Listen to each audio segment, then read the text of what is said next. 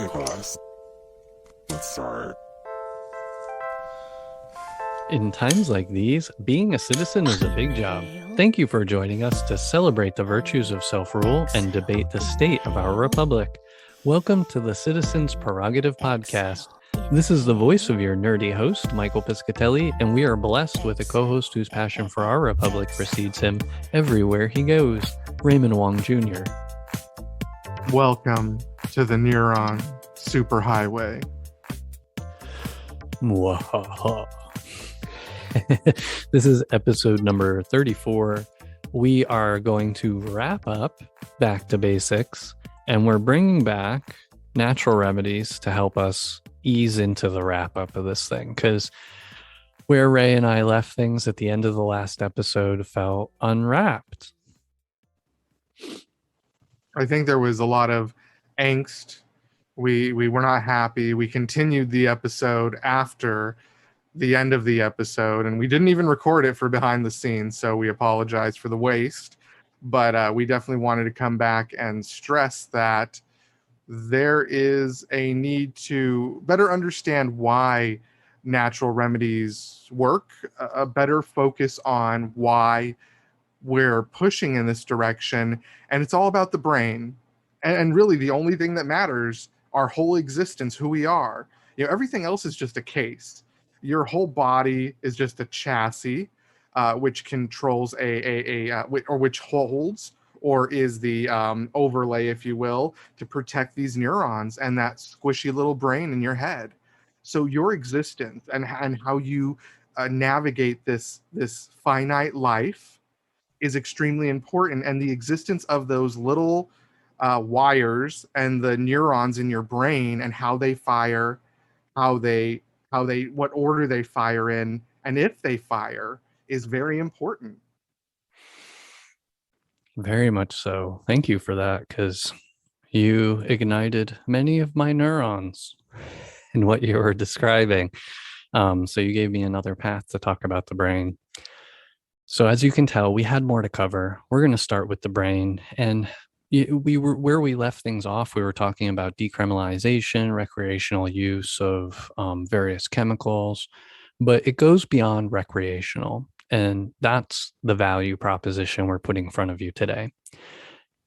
As Ray said, everything you've ever experienced and everything you ever will experience has been brought to you by your brain. That's it.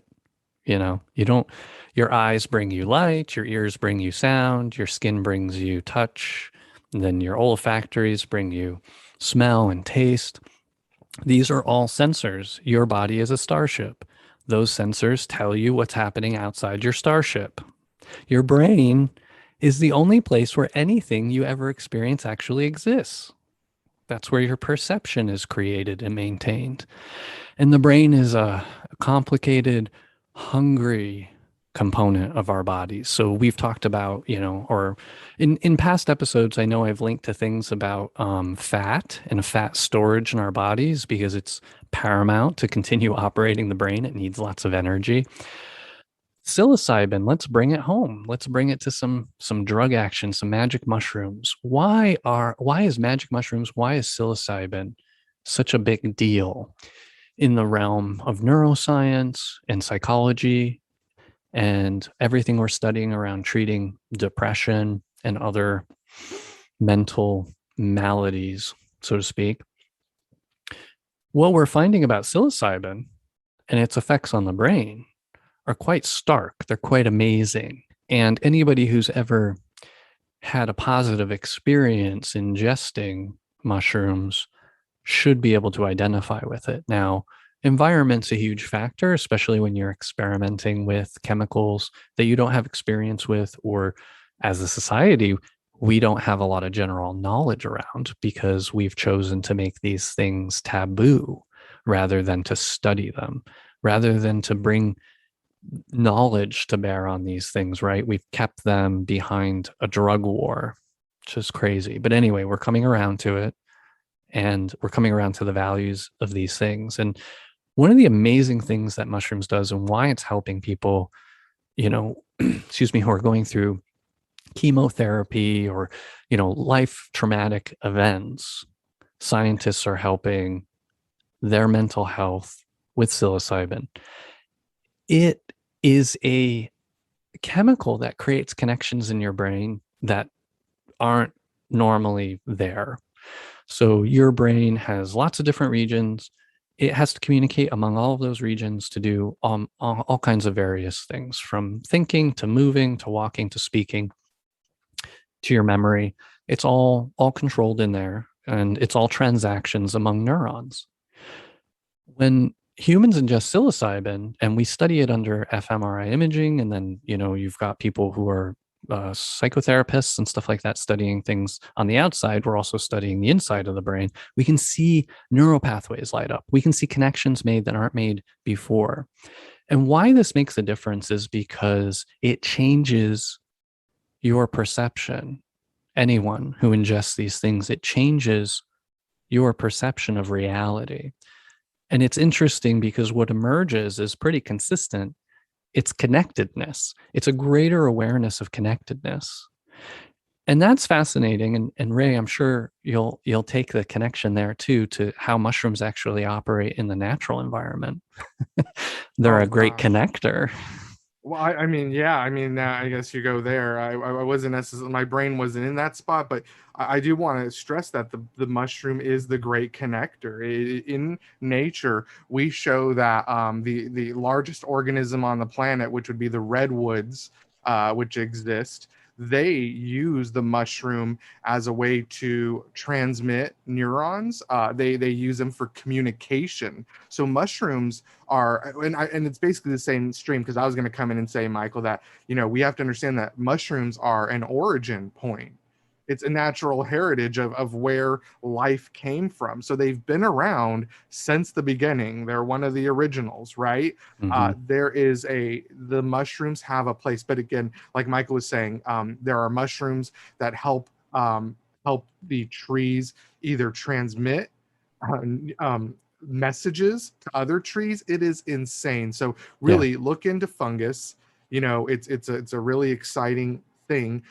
But what I want to stress to people is that you've heard things like those old sayings. So let's go with the non-psilocybin method, which is attitude is everything. Attitude is everything, right? How many times in your life have you heard attitude is everything, or you build a bridge to get over it, et cetera, et cetera? Fake it till you make it. Fake it till you make it. Yeah. Those are all examples of how we activate those neurons, or how you change your attitude, or people use scripture and religion, however you do it, where you wake up in the morning, instead of saying, I don't like my job, I don't like this, I feel this way, you actually change your attitude, and all of a sudden you've got a new frame of mind, you've got a new attitude. But I think that sometimes relationships help. I think it's a good example, right, Michael, when you meet someone new and they completely change your way of thinking, and maybe you were a different person when you met that individual. I'm not saying that the mushroom is a relationship, but what I am saying is that very few things are powerful enough in your life to get your brain to rethink and realign itself. Fox News, relationships, and psilocybin seem like the only things powerful enough to me. Everything in our reality is a matter of perspective. And, the focal point of your perspective is what feeds those things. And like you said, do you wake up focusing on the negativity, or do you wake up focusing on the positivity or the things that you might be grateful for?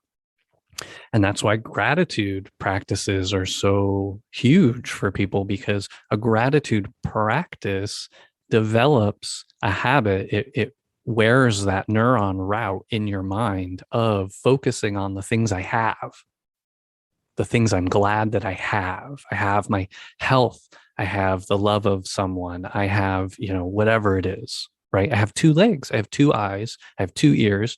I can taste, I can smell, I can hear, I can run, right? I've got lungs that work. I've got a heart that beats. Like, there are so many things to be grateful for that we don't have a habit of focusing on. So not to say that chemicals are the end all be all. I mean, our environment is the end all be all. But at the same time, we all know that our ability to influence our environment in our lifetimes is somewhat constrained by certain aspects of reality. And our whole podcast is all about changing the aspects of our reality that is making it more conducive for us to be happy, productive, healthy, confident, interactive humans. But bringing it home to the mushroom. And yes, it's old, it's amazing, and it's connective, and it transfers not just information, and information is amazing, but what we discovered even before information was nutrients. So we could see the mycelial network, as it's called. So if you were going to do research on the internet, you might look up the mycelial network. And that is all the mushrooms connecting the roots of all the trees. And it communicates with the trees. It knows it helps other trees know which trees are sick, which ones are healthy, where to divert nutrients. And it makes us realize that it's a whole connected organism made up of different parts that we didn't recognize. We see just different parts. We didn't understand the connectedness. When you look at the human body, it's very similar. We have very different components inside this body. Okay. I mean, I'll go all the way to the cell. I mean, it's a fascinating thing how this soup operates when you learn about mitochondria and the fact that our cells host an organism that once evolved and lived outside of our cells. Somewhere along evolution, our cells said, hey, that thing knows how to make power. It looks great. Let's pull it inside. And now we are built on these cells that, are a system in and of themselves. So anyway, everything's a system. Everything is a system built on a system. And it's important for us to understand it in order for us to have any modicum or sensibility of control, if we want it, at least to know what our options are. And when it comes to psilocybin and any kind of potentially mind-altering chemicals, we should know about them. We should understand these options, and we should be able to avail ourselves of them. We should be allowed to fully utilize our brains. And not get hooked on some legal stuff. I mean, the problem here, I mean, I'm not saying it's perfect as well, but what we're saying here is that these are natural remedies, as close as you can get to a natural approach to healing yourself and caring for yourself. These drug companies are creating things that are introducing unnatural chemicals. They've pushed the limits of what, and by the way, they're not new chemicals. It's the same chemicals they've always had that they made into a new cocktail and marketed as a new drug and has all of these terrible side effects, right? So why can't we stop that craziness with the pharmaceutical industry and get back to more naturalistic remedies? Probably because they are too effective, probably because they cure it, right? Instead of keeping someone on antidepressants for the next 30 years, which we're in an epidemic. I was listening to a study where we now have an entire generation who is addicted to opioids in medicine. They're addicted to antidepressants, etc. And that's just what's going on right now because, and by the way, it's because they can sell that. They can control it. They can trademark it. Guess what they can't control and trademark? Nature. Yeah. Yeah. And you'll see that across the board. I mean, patenting corn. Yeah, these pharmaceutical companies, what's really difficult about it going into the next phase of our existence here on Earth is that these companies are going to get smarter and better at targeted therapies. And so if we aren't critical in re-examining our relationship to these companies and how much we trust them or don't trust them to actually solve real problems, we're going to be in a world of hurt because they're getting way better at doing what they used to do as time goes on because of genetics, genomics, and all that stuff. So it's like, if we have a sick relationship with that industry now, it's not going to get any better. It's one of the things we really need to examine critically. So the best example of that is, it's not necessarily related. It is because of natural push, but recycling, right? Like recycling you will start a great debate if you bring up recycling and how it actually is not effective. And it really is just a ploy by plastics to make you feel safer using them and hurting the environment. But the bottom line is recycling is one of the most successful propaganda efforts we've ever seen. So corporations think they're prime. They can pull it off, right? They did it with recycling. They can do it with medication and numbing us down for the next 20 years. Mm-hmm. And nutrition labels. Yeah, nutrition labels are pretty funny. We count on them. We think they mean something, but just like the recycle logo, it's more of an invention of of marketing than it is of science. Yeah. So on that note, keeping track of the time, let's have a break. Here's a message from our sponsor, Citizen Do Good. Even though you've heard it before, it's still true. The war is never over, and every battle counts. I know you are tirelessly demonstrating good citizenry on the daily through actions and words, and you donate your time and money to causes that count. Thank you. The time is now to deeply re-examine our current implementation of governance for the dawning of a new day. We are a proud sponsor of the Citizens Prerogative podcast, a major partner in spreading the good word about civic love and the power of change for us all. At Citizen Do Good, we want to empower all citizens to participate in their republic in a reconstructive way. With that goal in mind, we need your help to stay on mission and grow this community. Please rate the podcast with 5 stars on iTunes through the app on the web or on your device. If you don't feel you can give us 5 stars, please let us know why on our sponsor's Facebook page, Citizen Do Good. Also, make sure you join the newsletter at citizendogood.com. You'll get updates every couple of months on all of our antics, not just the podcast. While you're there, check out the shop, which has specialty merch and provides a way to make a one-time contribution that helps us pay for production and for hosting. Feel free to share any suggestions you have with us directly through the Contact Us page. Thanks for your support. I think that we got into a conversation about being rewilding and being more natural. And this is where Michael will tell you that I tend to be more, I am not communist, but he worries about my communist ideals because I am for, the vertical farms. I am for hydroponics, and I'm for mass production. I'm a big automation guy. I love robots. I love cars. I'm not saying that for me, technology has been a downfall. I've had to push back, right, against technology because I was really into it. The phone had me. I was highly addicted at one point. I would say that I was the person that was being coached by people saying, oh, it's rude to use your phone at the table. And now people have accepted it, but I did take that feedback and I backed off and all that sort of thing. So I'm in a different place with technology, but I'm pro technology. I like hydroponics and things like that. But Michael shocked me because he spoke to maybe hydroponics isn't the right direction. Maybe that's moving us too far away from the natural solution. And it shocked me because I'm just like, feed the world hydroponics. So Mike. Yeah, it's interesting. So this is a philosophical debate. We're not talking about any materially hard lines that we can draw, but Ray and I are always trying to add precision to our language and concepts and the ideas we throw out there because the world is complicated. And anybody who gives you a simple answer or tries to address something in a simple way is, obviously ignoring certain aspects of things. This is why science is so problematic in the space of the public, because sometimes a summary just doesn't cut it.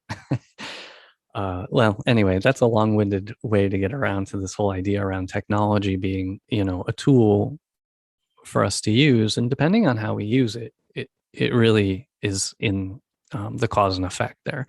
So when we use tools to do things, to accomplish things in a way that leaves the world more conducive to life, we're okay. So that's kind of a rule we're trying to carry forward. And I think I stole that from pioneers. But that concept that like once we've executed something, are we leaving things in a state that's more conducive to life, or is it less conducive to life?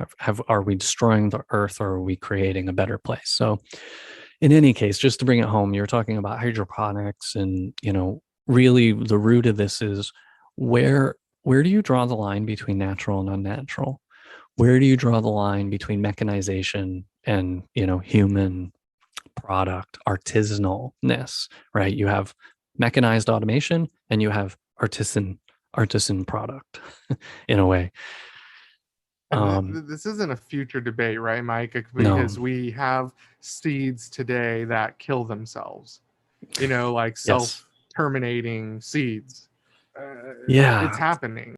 This is a huge issue. So Archer Daniel, Midland ADM, Cargill, any of these big names that you may not know very well. Yeah, they've taken genetics, they've in a lab genetically created a new type of, or however, whatever processes they use, they've created a new type of corn, soybean, something or another, and it's patented. The reason why they've patented is the particular genome they've created or methodology that creates that genome can't reproduce. Like Ray said, normally you plant a plant, it grows fruit or seeds or something, right? And then you can collect some seeds and you can replant those seeds so that you have another plant to eat from again. These things are genetically designed not to do that. They're designed not to fruit with seeds that can reproduce. These are one generation plants, the purpose of which is to keep farmers dependent on those seeds every year, every single year. And I'm going to digress. One more sick thing about this, which has been out there for years and still doesn't get press, is the fact that if one of those seeds blows, any one of those things happens to make it to your farm and you didn't buy those seeds, but your neighbor's farm bought those seeds, and however it comes over, they find it on your property. And funny enough, they do have people looking on people's property. If you have something detectable from an ADM genome or a Cargill genome on your farm, they can come after you. They will sue you. They will sue you for not having paid for the seed. Even though you didn't plant it, how are you going to plant it? So that the only reason why I bring that up is because it goes to the extreme degree. Somewhere in a cubicle office, there's a group of people whose sole job is to make sure that farmers who aren't using your seed are properly harassed, so that they come to you and get your seed so that they can end the harassment. And then they pay you every year for your seed. That is the most unnatural system you can possibly imagine. And it's how I don't know if it's necessarily how a lot of our food is grown. It's how a lot of crops are grown, though, in the United States. A lot of crops in the US aren't grown for food. We waste all of our soil and we have all this runoff into our rivers, and we have these algae blooms for the purpose of ethanol corn or high fructose corn syrup corn, things that have to be processed in a factory. They can't be eaten. We used to plant things on farms that we could eat. Okay, I'm done with the digression. Well, is it a digression? Because there's a saying that if you don't treat your food like medicine, then medicine will become your food, right? So that's because if you don't take care of yourself, you don't eat the right things, eventually you're going to have to live on these chemicals and taking all of these pills. But this is the best situation for corporations. And so That's perfect, Ray. I'm sorry I have to cut you off, because they Yeah. are designed to be patented. They are not designed to be nutritious. And that's a huge, I'm getting goosebumps when I think about it. It's designed to be patented, not to be nutritious. Like I said, it has to be processed. But even food that you would eat is not going to be as nutritious. And chances are you're going to need some pharmaceutical at some point. So this is what so here we go back to, originally, what is the line for natural? So I think that where do you stop? And so Michael and I were getting down this path of where do you what's acceptable, how far do you push it, and hydroponics came up as an example because for the most part the hydroponics it's a sterile environment. And Michael brought up that maybe we should be encouraging natural pests, a naturalistic environment.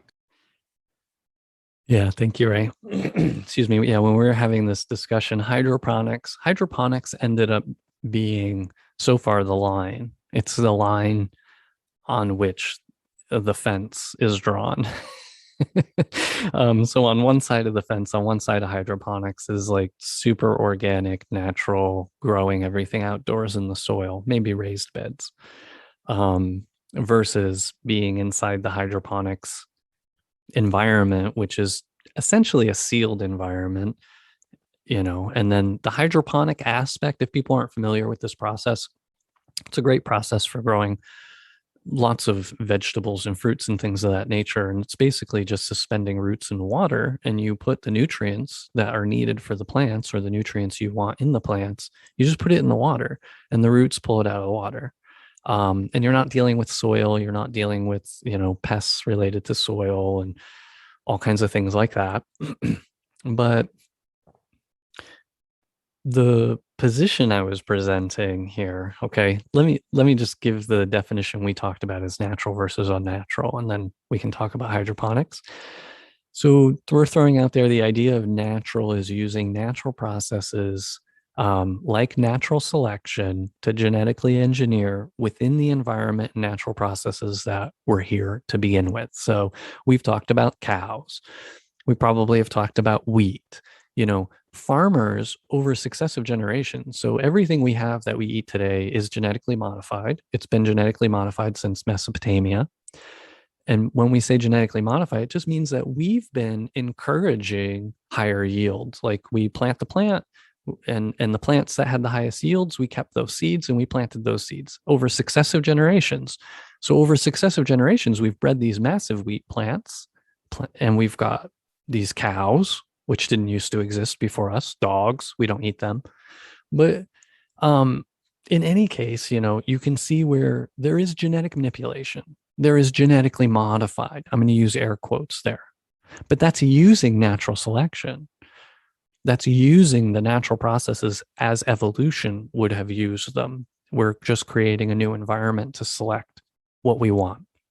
Versus what's very unnatural. Unnatural is a process that's been mechanized by human engineering, and it's usually using processes aimed at patenting and mass production.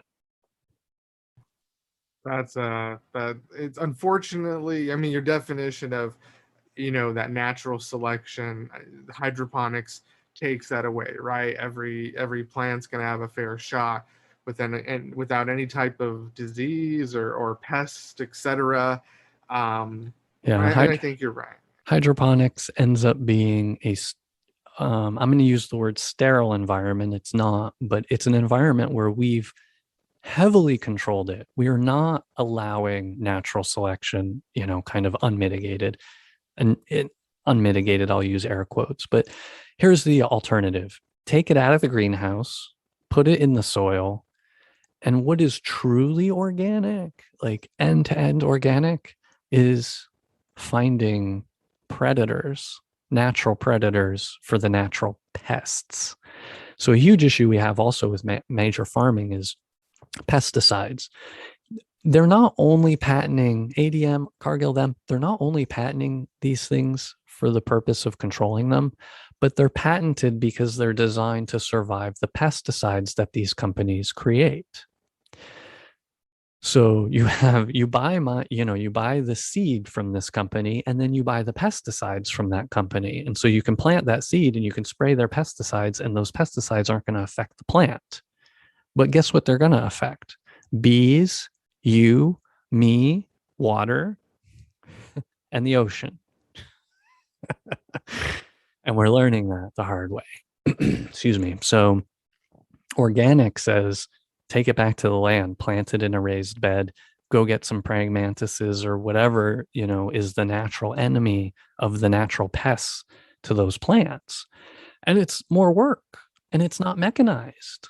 I mean, this is called the action time, and we really wanted to do this episode to make sure we had clear call to action. So in a sense too, say that I think we all need to start practicing this. We need to start competing with big vegetable. I don't know what to call it right now, but we have to start competing with.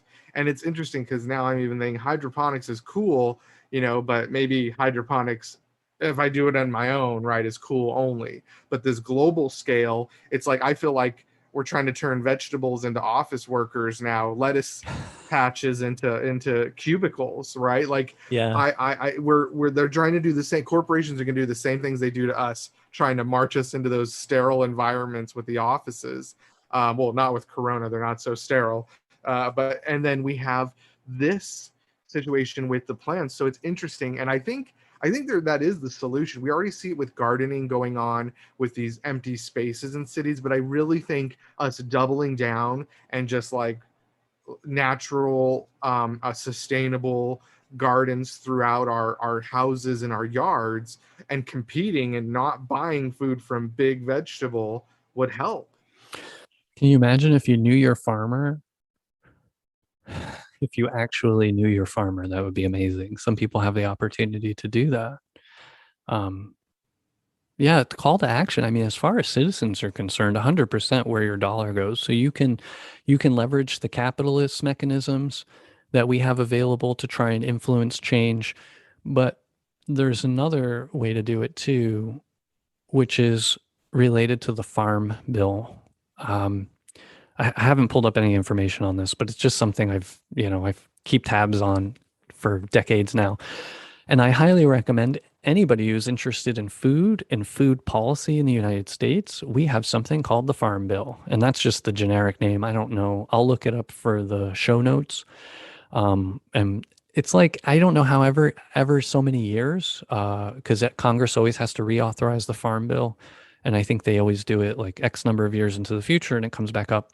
And it's always controversial because the Farm Bill is the systemic mechanism in our republic through which we favor Cargill, ADM, etc., etc. The government, the way it pays, because make no mistake about it, we've been subsidizing farms since the 1800s in the United States. We've always supported farming in the United States. And if for no other reason, just because we need to be able to feed our own people, we can't be relying on rice from China, right? Or food from Europe or things like that, because we've been through world wars. And you want to air quotes, oh, globalization is going to tie us all together and keep peace in the world. Well, we can see that's not the case. There's a lot of other bad side effects to the version of globalization that we've distributed around the world as well. But for you, watch where you're getting your food from, that it's healthful. And I'll find some more information for us related to the Farm Bill, because that in and of itself, it's a huge. Besides the military budget, I think the Farm Bill is the next biggest thing. I mean, Medicare, set that aside. It's insane. And that is where our priorities go as a nation, where our tax dollars are going. And I'll tell you right now, it is not supporting small farmers. The law, the way is it's set, is not very helpful there. And if we wanted to move more towards sustainability and we wanted to move towards healthfulness, then the Farm Bill is a really good way to start. I think that's going to wrap it. I think so. I think when we get back to basics, you can't get any more basic than that. We are farmers at our roots. We said this on an early episode. We started there. We need to, I think, Go you eat think some about mushrooms. reset. Exactly. Go eat some mushrooms. But I mean, that's what you got to do, right? Do a great reset for yourself. Do a great reset for your family. Think about where we came from, which is all farmers from the African continent, all farmers. That's what we did. That's how we survived. That's where it began. Check it out. We have been your hosts. Thank you to Mr. Raymond Wong Jr. And thank you, Mr. Piscatelli. It's truly been a non-sterile environment. It's been something, that's for sure. For information on this and other episodes, head over to citizendogood.com and click on podcast. While you're there, hit up the Contact Us page and leave a comment. We'd love to hear from the community. Special thanks to you, our listeners. We save the best for last. You are the best, and you have been for years. Thank you for your support. We know it's painful, and we love you. Intro music sampled from OK Class by Ozzy Jock under Creative Commons, licensed through freemusicarchive.org. Other music provided royalty-free through Fizzlian Studios, Inc.